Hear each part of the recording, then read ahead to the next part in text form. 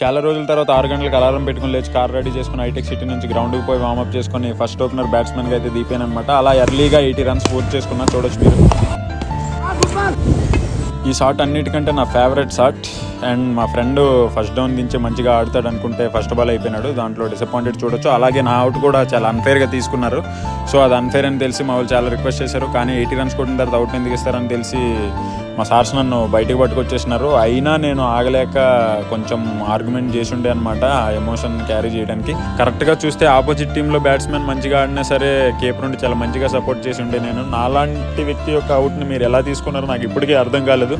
So finally cup అయితే గెలిచేసినాం అనమాట ఈ సిరీస్లో. అలా కొన్ని డిస్కషన్ తర్వాత వాటికంటే ముందు వీడియో చూడండి. Jagadish 80 runs and